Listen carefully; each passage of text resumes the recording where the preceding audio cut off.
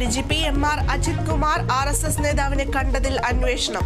DGP നേരിട്ട് അന്വേഷിക്കും. Service ചട്ടലംഘനവും അധികാര ദുർവിനിയോഗവും പരിശോധിക്കും.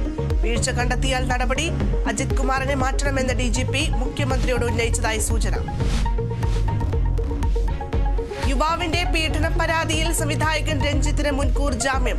30 ദിവസത്തേക്ക് താൽക്കാലിക മുൻകൂർ ജാമ്യം അനുവദിച്ചു. കേസ് ഒത്തുതീർപ്പാക്കണമെന്നാവശ്യപ്പെട്ട് പലയിടങ്ങളിൽ നിന്നും സമ്മർദ്ദമുണ്ടായതായി പരാതിക്കാരൻ. ബലാത്സംഗ കേസിലെ മുൻകൂർ ജാമ്യത്തിൽ MLA M മുകേഷിനൊപ്പം സർക്കാർ. മുൻകൂർ ജാമ്യം ലഭിച്ചതിൽ അപ്പീൽ നൽകേണ്ടെന്ന് നിർദ്ദേശം. വടകരയിലെ കാഫിർ സ്ക്രീൻഷോട്ട് കേസ് ഹൈക്കോടതി തീർപ്പാക്കി. അന്വേഷണം കാലതാമസമില്ലാതെ പൂർത്തിയാക്കണമെന്ന് കോടതി. സ്ക്രീൻഷോട്ടിന്റെ ഉറവിടം കണ്ടെത്തണം. സ്ക്രീൻഷോട്ട് മതസ്പർദ്ധ വരുത്തുന്നതാണോ എന്ന് പരിശോധിക്കണമെന്നും നിർദ്ദേശം. ഹരിയാനയിൽ കോൺഗ്രസ് ആം ആദ്മി സഖ്യമില്ല. ആദ്യഘട്ട സ്ഥാനാർത്ഥി പട്ടിക പുറത്തിറക്കി AAP. പ്രഖ്യാപിച്ചത് 20 പേരുടെ പട്ടിക. US ഓപ്പൺ പുരുഷ സിംഗിൾസ് ജാനിക് സിന്നറിന് നേരിട്ടുള്ള സെറ്റുകൾക്ക് അമേരിക്കയുടെ ട്രെയിലർ ഫിറ്റ്സിനെ തകർത്തു. ഇറ്റാലിയൻ താരത്തിന്റെ 2ാം ഗ്രാൻഡ് സ്ലാം കിരീടം.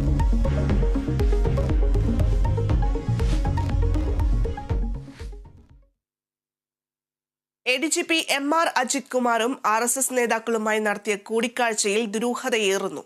ADGPയുമായി ചർച്ചയ്ക്ക് പോയതിൽ ബിസിനസ്സുകാരുമുണ്ടോ എന്ന സൂചന. കൂടിക്കാഴ്ച DGP നേരിട്ട് അന്വേഷിക്കും. ഇത് സംബന്ധിച്ച് മുഖ്യമന്ത്രി നിർദ്ദേശം നൽകി.